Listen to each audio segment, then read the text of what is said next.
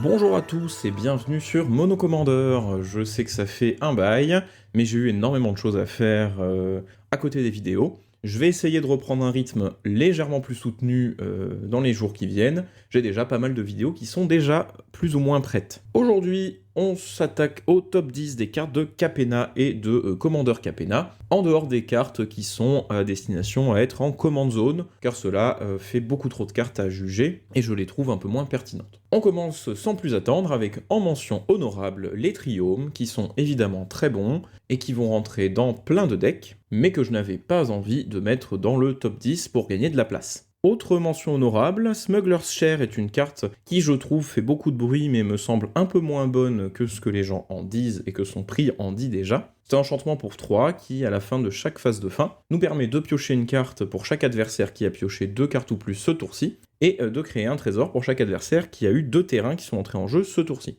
Certes, la carte fonctionne avec les fetch, mais il faut bien noter que les adversaires, une fois qu'elle est en jeu, pourront simplement fetch autour de leurs voisins pour en négliger les effets, côté trésor, et j'ai l'impression globale que la pioche, de plus en plus, se répartit plutôt sur des petits coups de pioche réguliers à chaque tour, avec les cartes Esper Sentinel, Rhystic Study, plutôt que des gros bursts de pioche. Bien sûr qu'elle sera bonne, bien sûr que c'est une carte qui est agréable à avoir en blanc, mais je la trouve un petit peu overrate par rapport à tout le bruit qu'il y a autour. On peut maintenant passer au vif du sujet avec le top 10. Je rappelle quand même que ce n'est pas un top 10 en termes de puissance forcément, c'est un top 10 des cartes qui me hype le plus, que ce soit en termes de design, en termes de puissance quand même, mais aussi en termes de nombre de decks dans lesquels je vais pouvoir les jouer. En numéro 10, Public Enemy est un enchantement pour 3, qui nous dit que tout le monde doit attaquer le propriétaire de la créature enchantée. Quand cette dernière meurt, on pioche une carte. C'est une carte qui est assez intéressante pour mettre le focus sur un adversaire,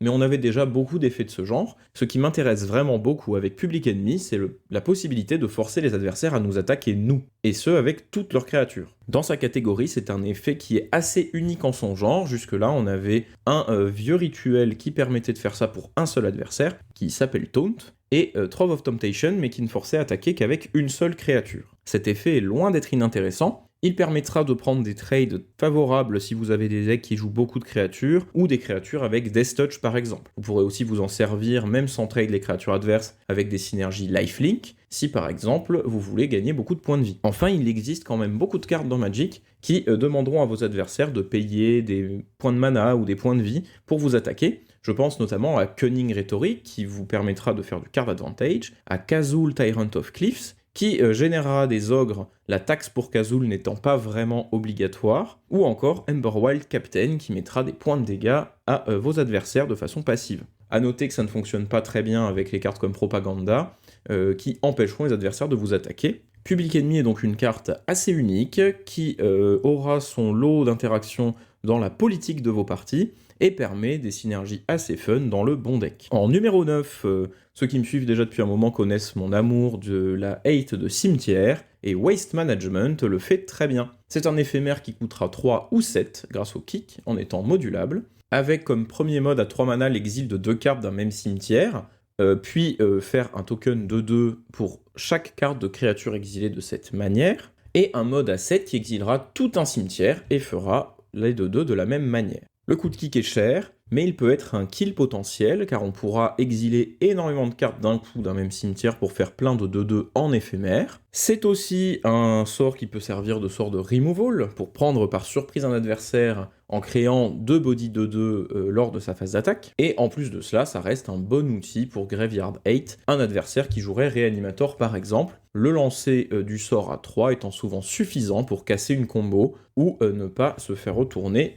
par la grosse cible de réanimation. Ensuite vient en numéro 8, Protection Racket, que j'ai hésité à mettre beaucoup plus haut dans la liste. C'est un enchantement pour 3, qui au début de chacun de nos entretiens, exilera pour chaque joueur adverse la carte du dessus de notre deck. Dans l'ordre du tour, chaque adversaire peut payer des points de vie égal à son coût de mana pour la laisser en exil, sinon on la prendra dans notre main. Cette carte est assez incroyable. Pour 3 mana, c'est au choix, si vos adversaires veulent vous empêcher de faire de la value, un outil qui mettra beaucoup de points de dégâts à la longue, et qui marchera très bien dans des stratégies faisant déjà ça. On pense notamment à Yuriko ou Mogis. Et c'est, le cas échéant, un sort qui vous permettra de piocher jusqu'à 3 cartes par tour. Alors je dis piocher, mais ce n'est pas vraiment de la pioche, car les cartes vont directement dans notre main, ce qui est bien plus intéressant, et donc on ne pourra pas prendre de Narset ou de Dîme étouffante sur toutes les cartes que l'on met dans notre main de cette manière. C'est une carte que je trouve bien supérieure à Phyrexian Arena, qui est un staple de Commander, et je pense que je vais en jouer une dans tous mes decks avec du noir, tellement je la trouve géniale. En numéro 7, Change of Plan est un nouveau mode de protection à la mode, le Phase Out, qui est un des meilleurs outils pour protéger son board actuellement. Après la March of Swirling Mist, qui nous vient de Kamigawa, et qui était très efficace, mais avait l'avantage, contrairement à Change of Plan, de pouvoir être utilisé offensivement, Change of Plan, ici, nous propose une version un peu différente, mais qui nous permettra de faire grossir nos créatures avec des marqueurs +1/+1 si on défausse grâce au Connive, qui est la deuxième partie très intéressante de ce sort, qui nous permettra de piocher et défausser pour chaque créature que l'on a ciblée. N'ayez donc plus peur des board wipes avec une carte à double utilité, qui peut servir soit à juste piocher des cartes en éphémère si nécessaire, mais également protéger vos créatures, ou encore en faire grossir certaines qui seront intéressantes avec des marqueurs. En numéro 6, Bootlegger Stash, autre carte qui fait beaucoup de bruit. J'en suis pas le plus grand fan, mais je suis obligé de constater qu'elle est un moteur de combo assez illimité, tellement on peut l'abuser avec plein de cartes et dans n'importe quel deck. En plus de la valeur ajoutée de pouvoir stocker des manas à la manière de Crucifix ou Domnat, Bootlegger Stash marchera très bien dans tous les decks artefacts ou avec des synergies sacrifices comme Korvold pour générer énormément de value, ce qui sera principalement à mon avis sa fonction. Puis, comme on l'a dit juste avant, d'entrer en jeu avec des combos. La carte reste très très forte dans beaucoup de decks, et je pense qu'il serait dommage de s'en priver. En numéro 5, An Offer You Can't Refuse. Nouveau sort type Negate, mais qui coûte seulement 1 mana bleu, avec une contrepartie plus ou moins négligeable en commandeur, et autour de laquelle vous pourrez même jouer, c'est-à-dire qu'elle donnera 2 trésors à l'adversaire dont vous avez contré le sort. Pour moi, c'est un nouvel incontournable, qui est presque meilleur à mon avis que Swansong, car il a beaucoup plus de cibles potentielles. En numéro 4, Resourceful Defense permet des choses incroyables de façon simple, contrairement à avant où il fallait passer par des stratégies étranges avec Ozolite et Opalescence. Elle sera très bonne dans des decks avec des marqueurs, tout simplement, que ce soit des marqueurs +1/+1 ou les nouveaux types de marqueurs qu'on voit apparaître depuis Ikoria, mais aussi dans des decks Planeswalker, avec des Planeswalkers pouvant se blinker par exemple, comme Kaya et Aminatou, ou des Planeswalkers pouvant se détruire tout seuls par exemple. En effet, Resourceful Defense nous dit que, dès qu'un permanent que l'on contrôle quitte le champ de bataille, on mettra ces marqueurs sur un autre permanent de notre choix. Son deuxième effet pour 5 permet de déplacer nos marqueurs à notre guise, étant un effet encore plus intéressant dans les decks Planeswalker.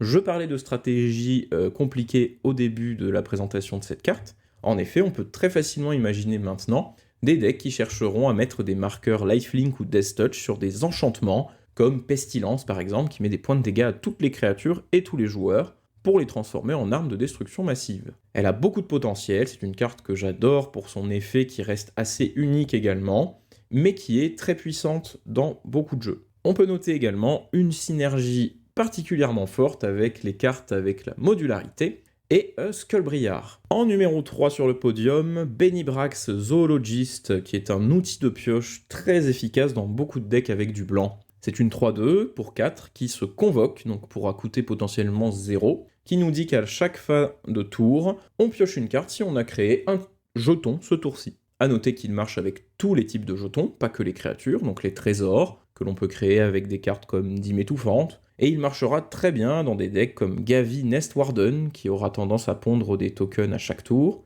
ou encore avec des cartes comme Tendershoot Dryad, qui font des jetons à l'entretien de chaque joueur. C'est une carte très solide, très consistante, qui vous fera piocher potentiellement beaucoup de cartes dans les bons decks. En numéro 2, Lethal Scheme est un simple removal en éphémère, mais que je trouve excellent. Il a la convocation, permettant aussi d'être gratuit si on contrôle 4 créatures minimum, mais pourra aussi coûter simplement 1 ou 2, ce qui est déjà très acceptable, le rendant efficace. Il a une polyvalence car il cible les Planeswalkers et les créatures, ce qui est toujours intéressant, mais ce qui fait sa vraie force, c'est que, en éphémère, il nous permet de connive pour chaque créature qui le convoque. Dans le meilleur des scénarios, pour 0, vous aurez un removal, et vous pourrez piocher défausser 4 cartes tout en mettant potentiellement des marqueurs +1/+1 sur vos créatures. Même dans un scénario intermédiaire, vous n'avez que 2 créatures, Pour 2, piocher 2, défausser 2 et tuer quelque chose reste toujours très intéressant. Il n'y a que son pire des scénarios quand on n'a aucune créature qui est moins bon, mais même là, ça reste une carte jouable en cas désespéré. C'est également une carte que je pense jouer dans énormément de decks avec du noir, et c'est un de mes nouveaux removals préférés du format. Et enfin, en numéro 1, la dernière carte dont tout le monde entend parler, Professional Facebreaker, coûte 3 pour une 2-3 menace, qui générera des trésors pour chaque adversaire que l'on touche en phase de combat, et permettra de sacrifier des trésors pour exiler les cartes du dessus de notre deck et les jouer. Son ratio exceptionnel de 1 trésor pour une carte, l'abondance des nouvelles cartes qui génèrent des trésors, et le fait que lui-même génère des trésors en font une carte très violente dans beaucoup de jeux. Pour 3, il génère du mana et du card advantage, et on sait que les cartes de ce genre sont souvent très très bonnes. C'est un must-have en rouge dans 100% des decks avec la couleur pour moi, et la carte qui me paraît la plus puissante de tout le set. Ce sera tout pour cette vidéo de retour, j'espère qu'elle vous aura plu. Comme d'habitude, si c'est le cas, n'hésitez pas à liker la vidéo, la partager sur les réseaux, et à mettre un commentaire pour me dire ce que vous pensez de mes choix, et s'il y a des cartes que j'ai oubliées. On se retrouve très bientôt pour une prochaine vidéo, c'était Mono Commander, bye.